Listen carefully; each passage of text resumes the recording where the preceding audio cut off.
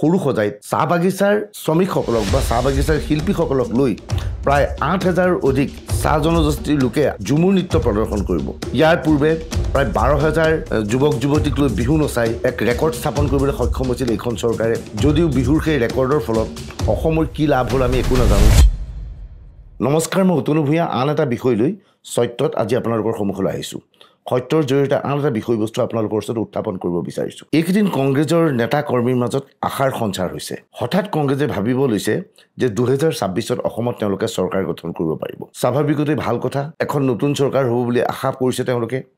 আৰু বিৰোধী ইয়াৰ লগে লগে শক্তিশালী হোৱাটো খুবেই ভাল, কাৰণ আমিও বিচাৰোঁ চৰকাৰৰ লগতে বিৰোধী পক্ষ শক্তিশালী ৰূপে থাকক। কংগ্ৰেছৰ মাজত এই আশা কিয় আহিছে যে আচলতে কংগ্ৰেছ নেতৃত্বই কৰ্মীসকলৰ মাজত এই ধাৰণা দিব বিচাৰিছে যে সমগ্ৰ দেশত কংগ্ৰেছৰ সপক্ষে এটা বতাহ বৈছে। যদিও সদ্য সমাপ্ত লোকসভা নিৰ্বাচনত কংগ্ৰেছে ১০০খন আসনতে সীমাবদ্ধ থাকিল, তৎসত্ত্বেও পূৰ্বে ৫২খন আসনত সীমাবদ্ধ থকা কংগ্ৰেছে ধাৰণা দিব বিচাৰিছে পূৰ্বতকৈ দুগুণ তেওঁলোকে অধিক আসন লাভ কৰিবলৈ সক্ষম হৈছে। কিন্তু এই কথাটো তেওঁলোকে এবাৰো কোৱা নাই যে চৰকাৰ গঠন কৰিবলৈ যি মেজিক সংখ্যা সেয়া পাবলৈ আৰু বহু তেওঁলোকে কষ্ট কৰিব লাগিব পুনৰ দিল্লীত চৰকাৰ গঠন কৰিবলৈ। কিন্তু যি কি নহওক, ইয়াৰ জৰিয়তে কংগ্ৰেছ কৰ্মীসকল কিছু পৰিমাণে উৎসাহিত হৈছে। বিশেষকৈ সদ্য সমাপ্ত লোকসভাৰ নিৰ্বাচনত যোৰহাটৰ দৰে সন্মানজনক অসমীয়াৰ সমষ্টিৰ পৰা গৌৰৱ গগৈ বিজয়ী হৈ অহাৰ পিছত তেওঁলোক নিশ্চিত হৈছে যে কংগ্ৰেছ কেৱল এতিয়া একাংশ সংবাদ মাধ্যমে বা একাংশই কোৱাৰ দৰে কংগ্ৰেছ কেৱল মুছলমানৰ দল হৈ থকা নাই, কংগ্ৰেছ এতিয়া অসমীয়া মানুহৰ মাজতো সোমাইছে। প্ৰদেশ কংগ্ৰেছৰ সভাপতি ভূপেন বৰাই আজিকালি বিভিন্ন অঞ্চললৈ গ'লে তেওঁলোকৰ ওচৰত মূল সুঁতিৰ অসমীয়া মানুহ তেওঁৰ ওচৰলৈ আহে। এইবোৰত তেওঁ অনুপ্ৰাণিত হৈ পৰিছে। ইয়াৰ লগে লগে তেওঁলোক নিশ্চিত হৈছে ২০২৬ত তেওঁলোকে চৰকাৰ গঠন কৰিব পাৰিব। ২০২৬ত কংগ্ৰেছে চৰকাৰ গঠন কৰিলে মুখ্যমন্ত্ৰী কোন হ'ব, গৌৰৱ গগৈ হ'ব নে ভূপেন বৰা হ'ব, তাক লৈ বাক বিতণ্ডা চলি আছে, সেয়াও বেলেগ কথা। কিন্তু তেওঁলোকৰ মাজত আশা এটা আহিছে। আজি আমি এটা বিশেষ বিষয়বস্তু উত্থাপন কৰিব বিচাৰিছোঁ। কংগ্ৰেছে ২০২৬ত অসমত চৰকাৰ গঠন কৰিবলৈ হ'লে ইতিমধ্যে সমষ্টি পুনৰ নিৰ্ধাৰণৰ ফলত হিন্দুৰ বা খিলঞ্জীয়াৰ প্ৰাধান্য থকা যি ১০০টা বিধানসভা সমষ্টি, সেই ১০০টা বিধানসভা সমষ্টিত বিশেষ প্ৰভাৱ বিস্তাৰ কৰিব লাগিব। ইয়াৰ বাবে কংগ্ৰেছে বিশেষ হিচাপে টাৰ্গেট হিচাপে ল'ব লাগিব উজনি অসমৰ চাহ বাগিচা। নক'লেও হ'ব, এটা সময়ত উজনি অসমৰ চাহ বাগিচাৰ ভোট কংগ্ৰেছৰ ভোট বেংক আছিল। কিন্তু এতিয়া সেই কংগ্ৰেছৰ ভোট বেংক আঁতৰি গৈছে। চাহ বাগিচাত এতিয়া কংগ্ৰেছৰ আবঘৰ প্ৰভাৱ নাই। চাহ মজদুৰ সংঘ যি কংগ্ৰেছৰ সৈতে অতি সমান্তৰালভাৱে মিলি চলিছিল, চাহ মজদুৰ সংঘৰ প্ৰভাৱো এতিয়া নাইকিয়া হৈ পৰিছে। চাহ মজদুৰ সংঘৰ পৰা কংগ্ৰেছ ক্ৰমাৎ আঁতৰি গৈছে। এনে অৱস্থাত উজনি অসমৰ চাহ বাগিচা ভোট লাভ কৰাটো কংগ্ৰেছৰ বাবে অতিকৈ প্ৰয়োজনীয় হ'ব, যদিহে ২০২৬ত তেওঁলোকে অসমত চৰকাৰ গঠন কৰিব পাৰে। এইখিনি সময়তেই মুখ্যমন্ত্ৰী হিমন্ত বিশ্ব শৰ্মাই ভালকৈ জানে যে এই চাহ বাগিচাৰ ভোট কোনো ক্ষেত্ৰতেই বিজেপিয়ে হেৰুৱাব নোখোজে। তাহানি দেৱকান্ত বৰুৱাই কৈছিল মিয়া আৰু কুলিৰ ভোট যেতিয়ালৈকে থাকিব তেতিয়ালৈকে কংগ্ৰেছ থাকিব। কংগ্ৰেছৰ লগত মুছলমানৰ ভোট এইবাৰ আছে। এইবাৰ মুছলমানে মুক্ত হস্তে কংগ্ৰেছৰ সপক্ষে ভোট দিছে।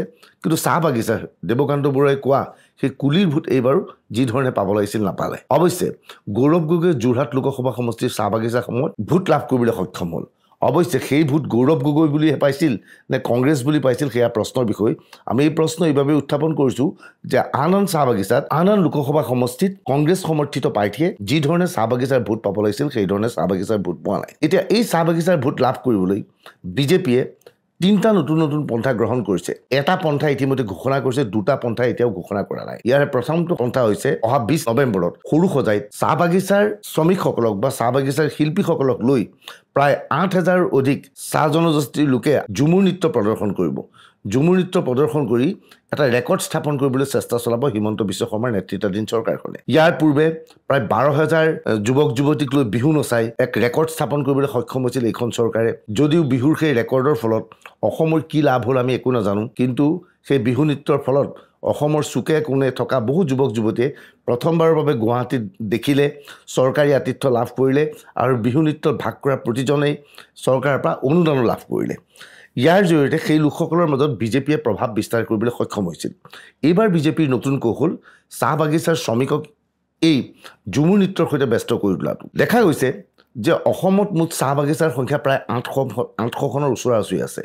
ইতিমধ্যে মুখ্যমন্ত্ৰীয়ে ঘোষণা কৰিছে ৮০০খন চাহ বাগিচাৰ পৰা প্ৰতিখন চাহ বাগিচাৰ পৰা ১০০জনকৈ চাহ শ্ৰমিকক লৈ অনা হ'ব আৰু সৰু সজাইত ৮,০০০ অধিক শিল্পীয়ে ঝুমুৰ নৃত্য প্ৰদৰ্শন কৰিব।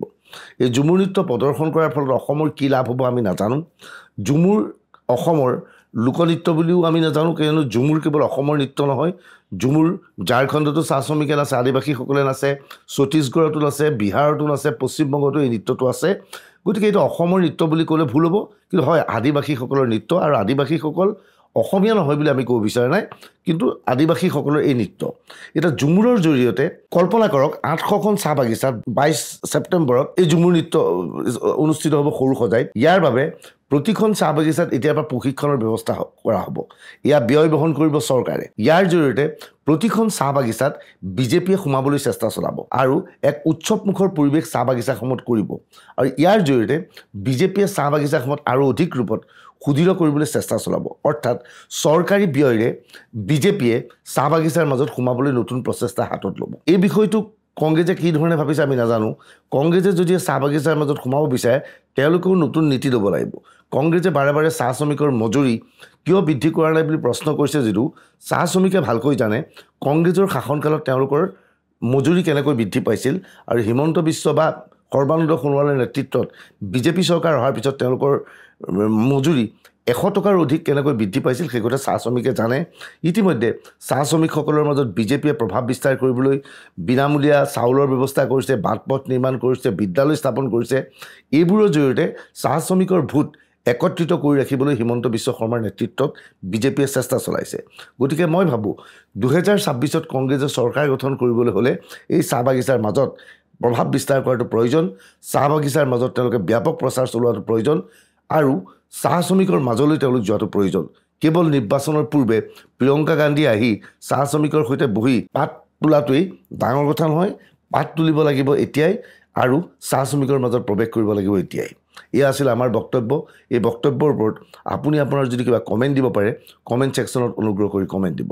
ধন্যবাদ, শুভৰাত্ৰি।